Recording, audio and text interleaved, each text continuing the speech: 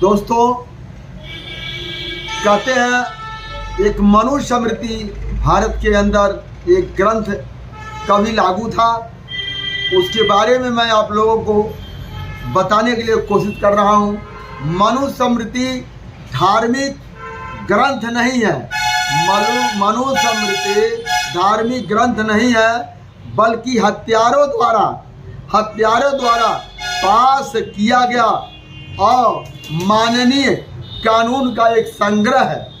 मनुस्मृति एक कुछ लोगों के लिए पर्सनल, वह एक फायदे की चीज है। जैसे मनुस्मृति में जो कानून लागू था वो सभी के लिए एक बराबर नहीं था। सभी के लिए एक बराबर नहीं था। जो जाति जैसे नीचे ऊंचे थे उस तरीके से मनुस्मृति में लागू किया गया था।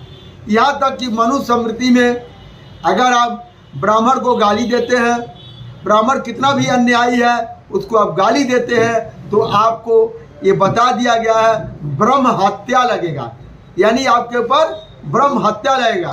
दोस्तों, आज मेरे बुक समरी फिशरमैन इंडिया के चैनल के सभी दर्शकों को मेरा सादर प्रणाम, नमस्कार, जय हिंद, जय भारत।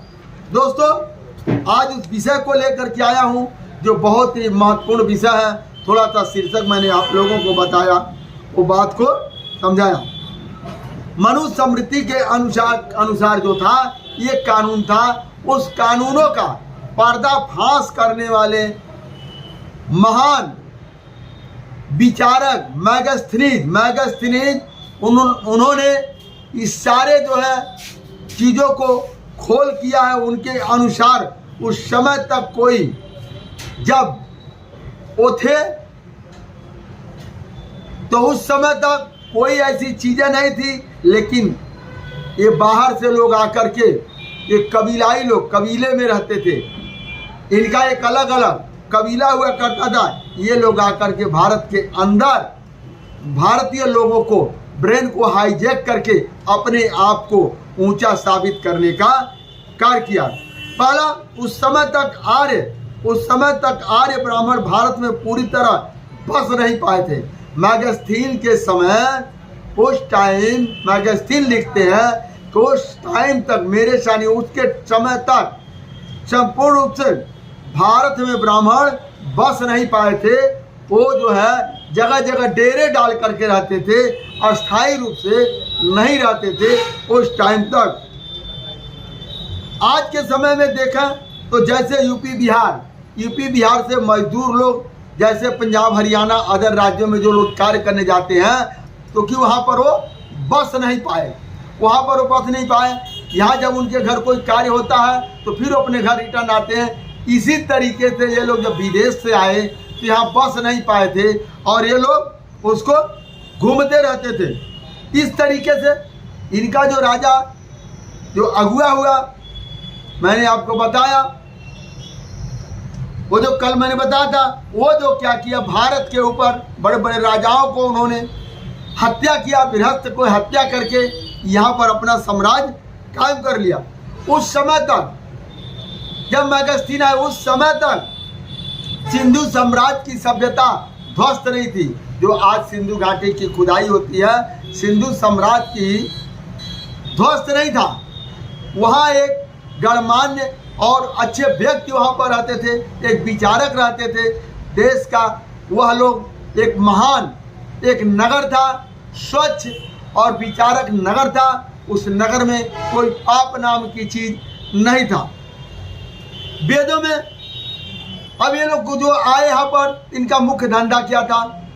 अंगूर से शराब बनाना और गऊ दान लेना और उसको काट कर खाने के लिए। ये मैं नहीं कह रहा हूँ दोस्तों, ये देखिए आप लोगों को, ये इंडिका बुक है, इसमें आपको साक्ष्यों के साथ मिलेगा। वेदों में क्या है? हमें बचाओ। ये लोग जब यहाँ आए तो सिंधु साम्राज्य की जो सभ्यता थी, जो नगर था, यह नगर बहुत ही धनवान नगर था।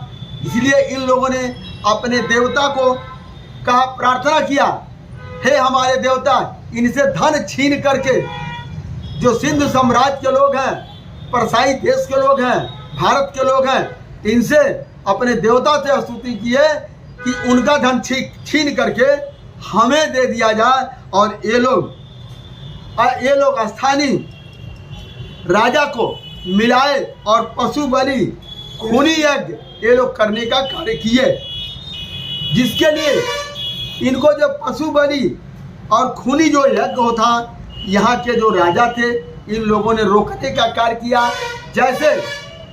जैसे महिषूर राजा ने जो है बलि प्रथा को रोकने का कार्य किया, रावण बलि प्रथा को रोकने का कार्य किए, और हिरण्यकश्यप जैसे राजा इन लोगों ने बलि प्रथा को रोकने का कार्य किया। लेकिन फिर भी ये चुपके से बलि प्रथा अपनी ये चलाते थे। मैगस्थीन का यह कहना सत्य है, मैगस्थीन का यह कहना सत्य है कि मीडियाई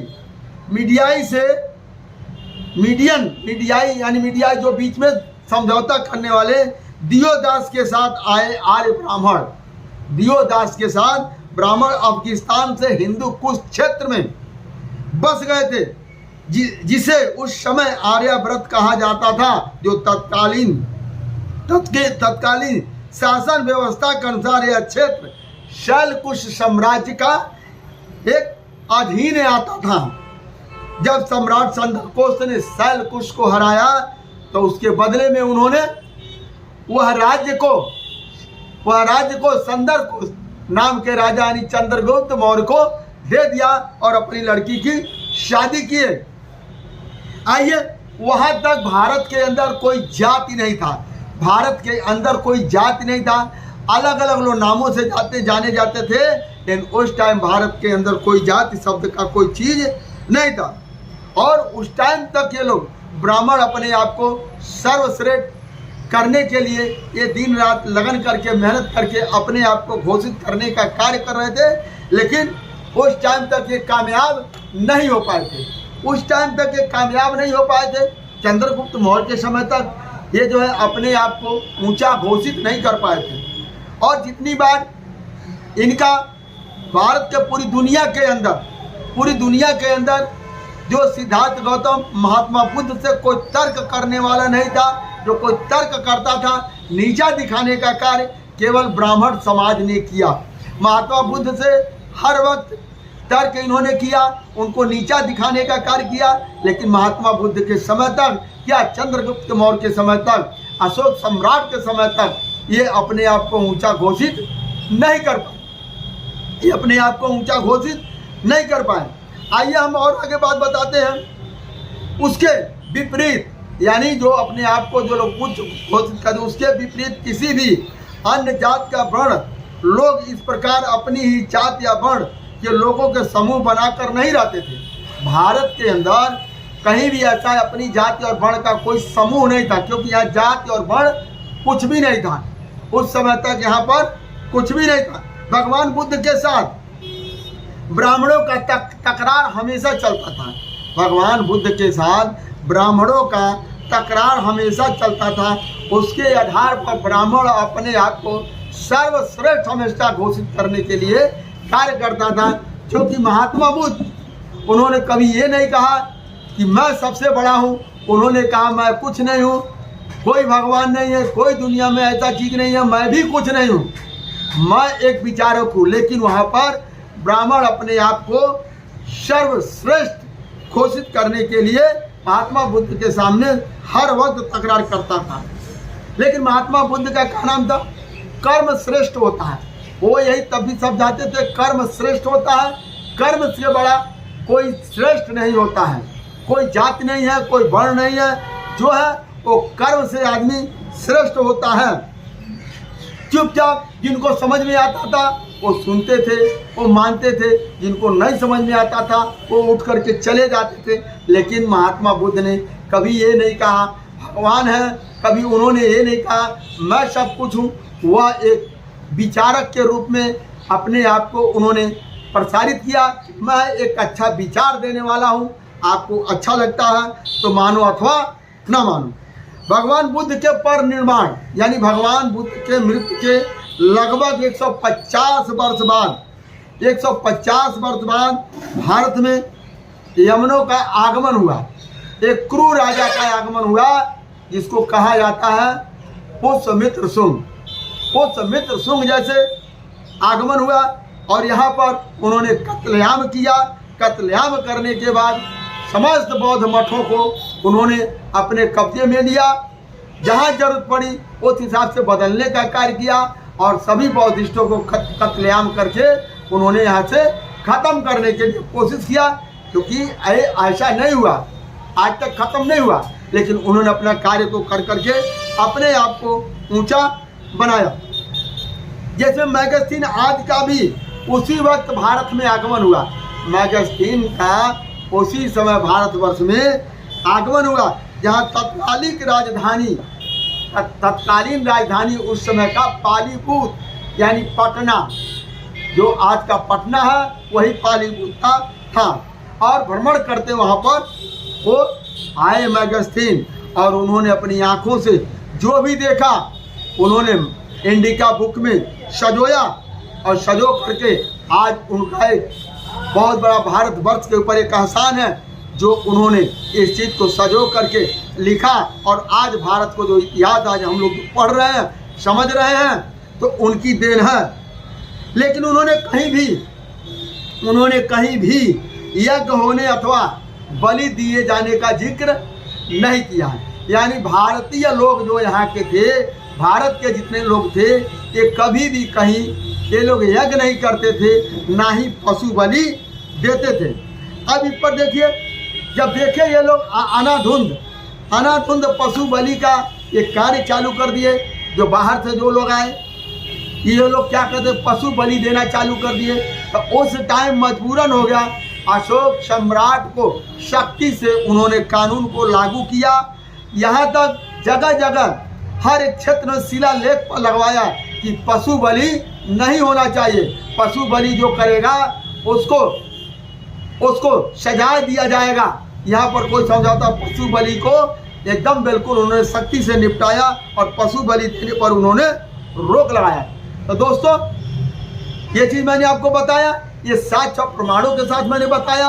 और भारत के मूल निवासी को किसी भी ग्रंथ में, जैसे आप प्रहलाद के पिता हिरण्यकश्यप को कहीं भी आप शिकार खेलते हुए किसी भी वेद पुराण में नहीं दिखाया गया। रावण को शिकार खेलते हुए किसी वेद पुराण में नहीं दिखाया गया। आपको महिषासुर राजा को शिकार खेलते हुए किसी भी वेद पुराण में नहीं दिखाया गया। यानी ये लोग शिकार नहीं खेलते थे। इनके समय तक पाबंदी लग गई थी भारतवर्ष में कि गौ हत्या नहीं होगा और इसको पशु बलि नहीं होगा। यहाँ तक इन लोगों ने जो कार्य को किया, यह सराहनीय कार्य है और ऐसे महापुरुष को मैं बारंबार नमस्कार करता हूँ। दोस्तों, आज का मेरा ये वीडियो यहीं तक। अगर अभी तक आप लोग मेरे चैनल को सब्सक्राइब नहीं किया है तो सब्सक्राइब करके बेल आइकन को दबा करके ऑल कर दीजिए, ताकि समय समय पर आपको वीडियो मिलता रहे। दोस्तों, धन्यवाद, नमस्कार, जय हिंद, जय भारत।